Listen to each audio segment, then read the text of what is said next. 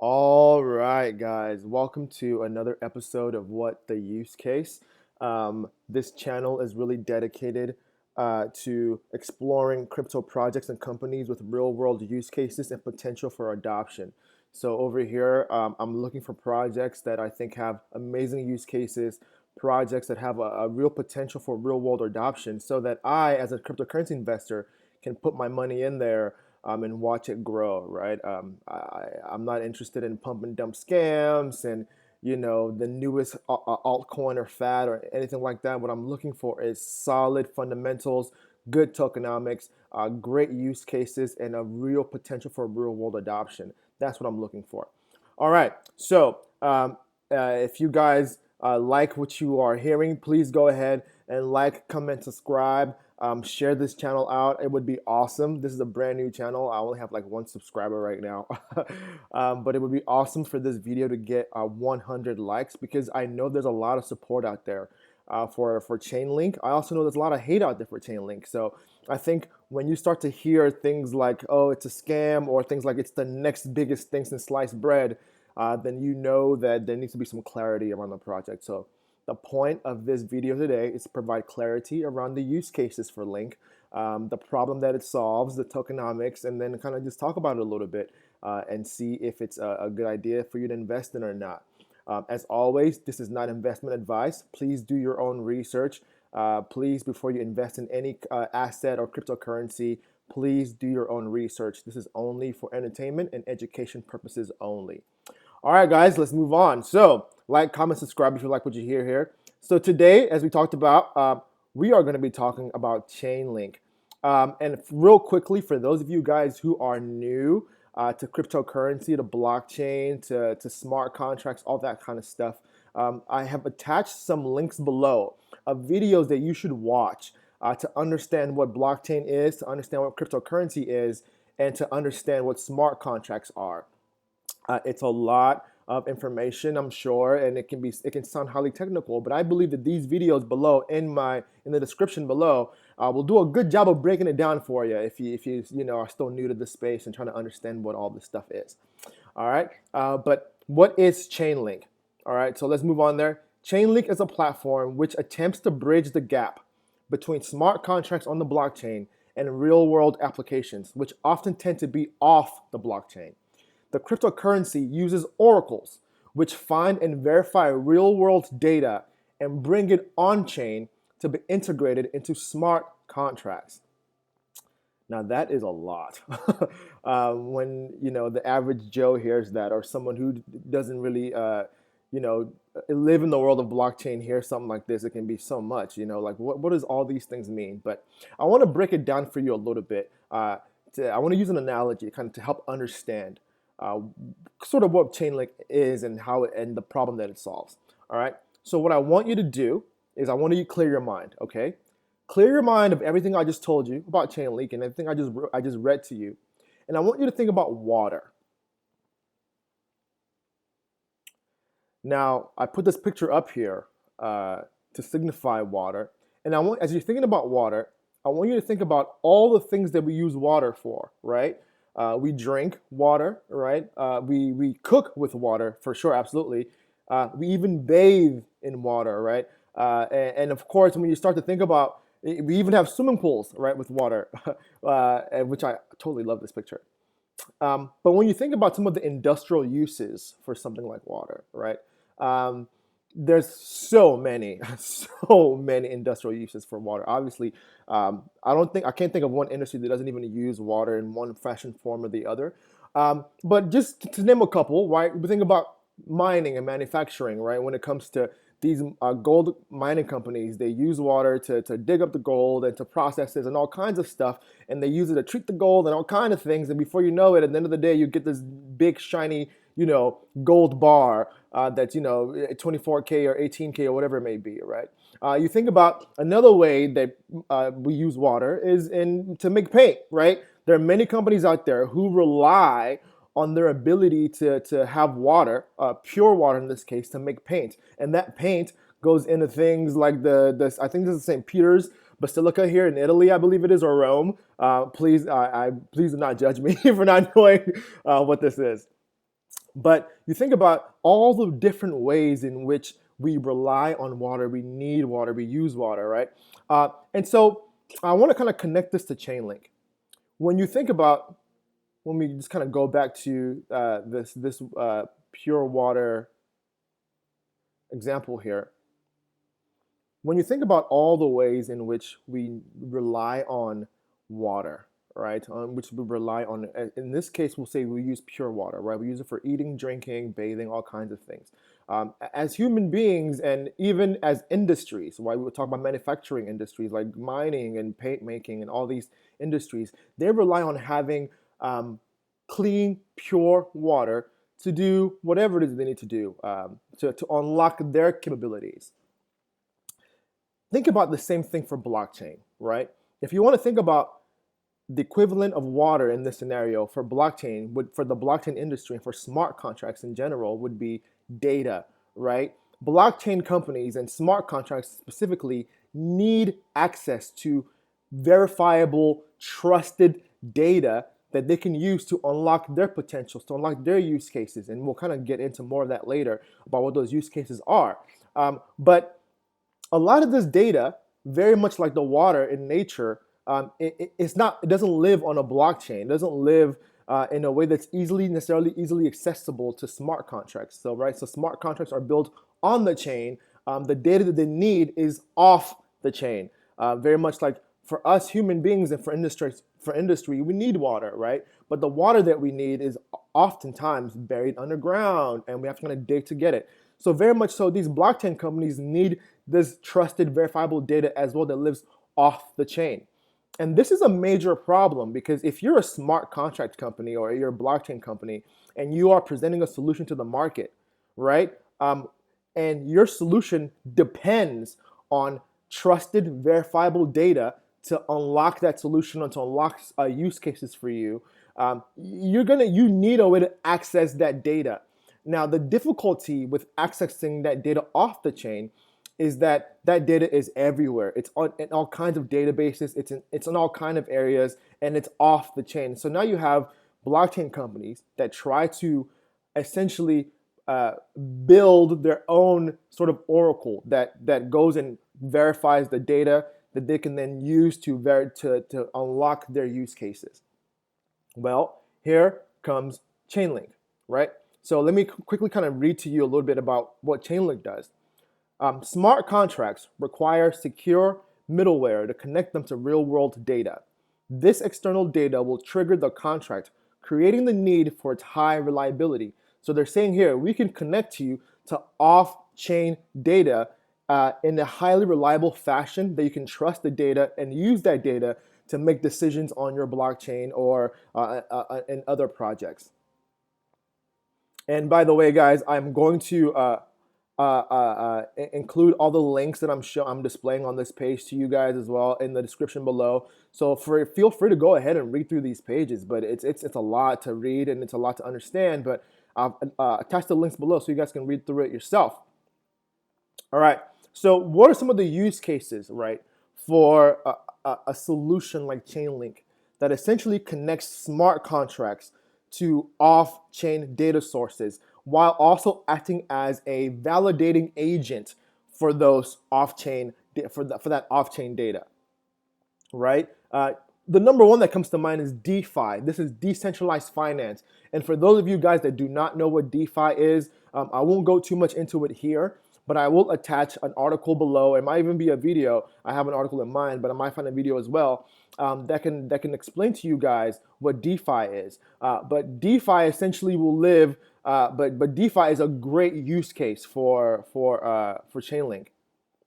So you read here: synthetic asset platforms require the price of real-world assets in order to mint the representation on-chain data. Use ChainLink reference contracts to create tokens tied to real-world assets such as gold, indices, or even car loans.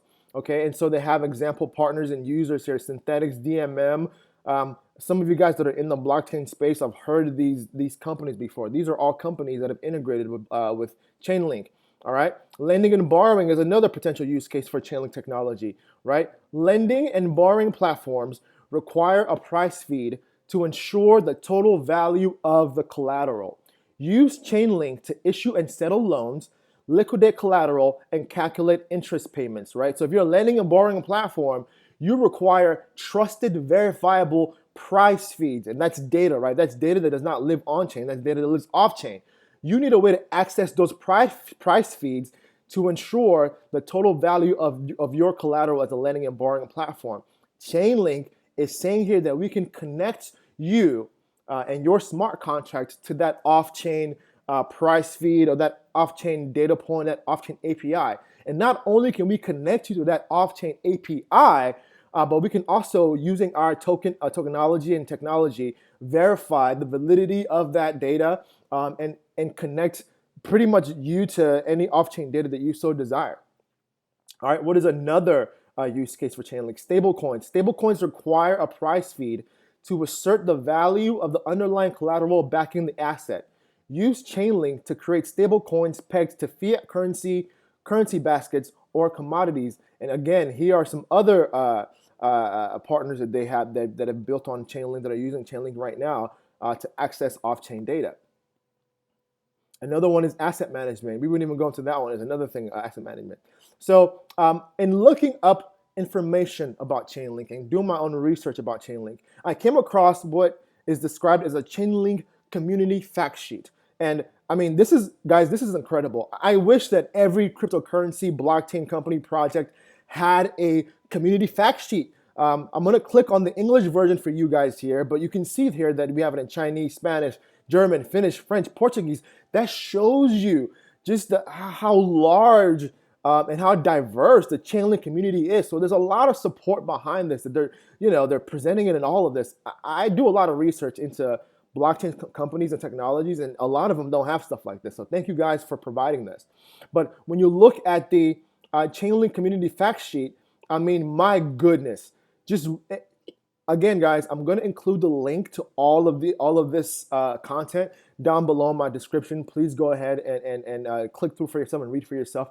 But my goodness, this thing is ginormous. There's so much information in here, and it really breaks it down in a very easy to understand way. It describes the problems of smart contracts trying to connect to off-chain data and not being really able to do so very well. It describes how Chainlink Oracle and their node network is really perfect for validating off-chain data and bringing it into the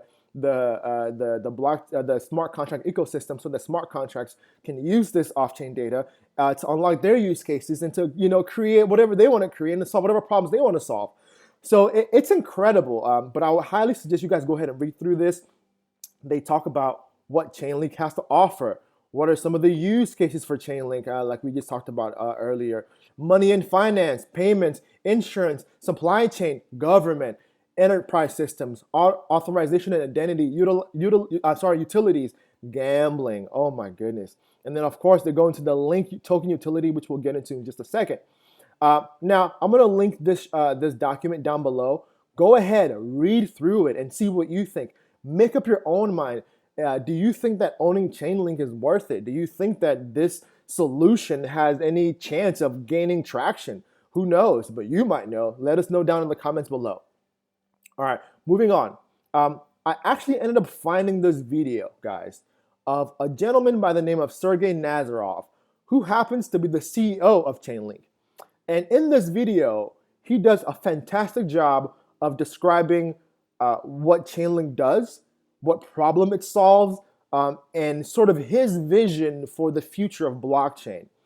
Now, guys, again, if you're new to cryptocurrency and blockchain and smart contracts, this conversation and this, what he says here might be a little technical, a little heavy, but I want you to stick through it and kind of listen through to the overall framework. Remember the analogy that I described to you earlier. This off-chain data is kind of like water, right? And blockchain companies and their smart contracts are kind of like industries. They're kind of like people. We use water for all kinds of things, right? And blockchain industries and smart contracts use this data for all kinds of things. They need it for all kinds of things. And up until now, there hasn't really been an easy way for these blockchain companies and these smart contracts to validate the data that they need so desperately and to and essentially to trust the data and validate it and to make sure that it's trustworthy so they can build on it. But now Chainlink is coming in here and saying, listen, we will be the bridge. We will be the pipes that connect you. We'll be the pipes and the filter, right? We'll be the pipes that deliver the water to your house, to your factory, to your whatever you need it to be, and we'll build the filter. We'll be the ones to make sure that the water is clean, it's pure. We'll make sure the data is validated, and we'll make sure the data is trustworthy. That's strong use case. Strong use case. But I highly encourage you guys, go ahead and read through this, check it out, watch the video. Start your video like right about 15:49. I won't put the video here, but I will include the link below in the description for you guys to go through it. All right. So if you even want to get more educated about Chainlink, I have also included the white paper below. For those of you who are new to cryptocurrency in the crypto space, the white paper is the sort of the manifesto, if you want to say, of a blockchain company. Any reputable blockchain project will have a white paper. And in the white paper, they're going to describe to you what problem they're solving. They're going to describe to you, they're going to introduce themselves, the solution, what problem they're solving, how the technology works. I mean, they go into the details in the white paper. Reading the white paper can be, highly technical, but if you kind of stick through it and kind of do your research and read through it, you'll learn a lot about what they're aiming to do and the vision is for the project. So I'm going to include the link to the Chainlink white paper in my description below. Go ahead, read through it, and make up your mind for yourself. Okay. Now, guys, on to Chainlink Tokenomics. Now, Tokenomics, as a recap, is the way that the Chainlink the token of any cryptocurrency project gains value, right? As an investor myself who invests in cryptocurrencies, I want to make sure that any token that I buy is going to go up in value. Now, myself, I am a medium to long-term investor. That means that I like to invest in very sound projects, put my money in there, and leave it. I don't like to trade all the time and go back and forth and try to catch a pump and dump and all these things. Now, of course, like any asset, there's going to be a time for me to sell, time for me to buy, a time for me to consider moving my position into other currencies. Absolutely, but for the most part, I want my currency or my investment to grow over time. So I like to invest in fundamentally sound projects. And so studying the tokenomics of a project is what tells you how a token gains value and continues to grow in value. Now, I'm not going to go into everything here, but Max Serafin has done a fantastic job of going through the tokenomics of Chainlink here, and I highly suggest you guys read this. I'm going to include the link to this article below. Please go ahead and read through it. But he just talks about the Chainlink tokenomics and how the Link token gains value. And reading through this, I feel good about the system and the economics behind the Link token and its usage. But basically, to let you know, the Link token is going to be an integral piece of the Chainlink platform, and it's going to be required to essentially validate data, and they have other aspects that the Chainlink token will play in the ecosystem. But essentially, the Chainlink token is going to be required to sort of move in and out of the Chainlink system and to do things in the Chainlink ecosystem and platform. So I read through this article. I felt good about it. I was like, okay, you know what? This is starting to look good. But for those of you who are interested, I've included more articles, again, on how the Link token grows in value. So please go ahead and read through it. I'm looking at Link right now, guys. Link is at $16.77. Oh, it just went up just like that by 1 cent. So you can buy one Link token for $16.77. And Link is available almost everywhere. I want to say it's available on Binance, Coinbase Pro, OKEx, Bithumb. I'm sure it's on Uniswap as well. I'd be very surprised if it wasn't on Uniswap. And these are all what you would call cryptocurrency exchanges that you can go and buy the cryptocurrency at. And so this is the list of like just all the places. But if you're in the United States, I would highly suggest Coinbase. I think Coinbase has it. I think Coinbase Pro has it as well. Binance, I think, is in the US as well. Now, we can never look at a cryptocurrency project and not see what other people are saying about it. So to that end, I like to scroll through Twitter. You know what I mean? I like to click on hashtags, do a little investigation, and see what people are saying about my cryptocurrency projects or what I'm interested in investing in. So of course, guys, you can see right down here, guys. This is what the use case. Follow us on Twitter at what the use case. Just show some support. We would love to have your support at what the use case. Um, Tyler Winklevoss, who I'm guessing is a play on the word Winklevoss, one of the Winklevoss twins, says since 2017, ChainLink has been the best kept secret in crypto. Today, with the number 5 market cap and countless integrations, Link is still the best kept secret in crypto. Few understand this. Tyler Winklevoss is telling you right now, ChainLink is massive, massive technology, massive potential. And he's saying, even though we've had all these integrations, we still got some potential out here. Still a secret. People still don't know about ChainLink. All right. Moving on. At the Crypto Oracle says, Andre Cronje said it's best when he said you would be crazy to roll your own Oracle. Developers want to offload their Oracle issues and just build smart contract applications. Chainlink focuses solely on oracles so other teams don't have to. What does this mean, guys? For those of you who might be new to crypto, he's basically saying here that Chainlink focuses on one problem only, and that problem is how do we get you connected? How do we get a smart contract connected to verifiable off-chain data that is trusted and decentralized? And that is the problem that they solve. Now, other blockchain companies don't have to worry about solving that problem. All you got to do is just integrate with Chainlink and start getting your data fed to your smart contract. That's it.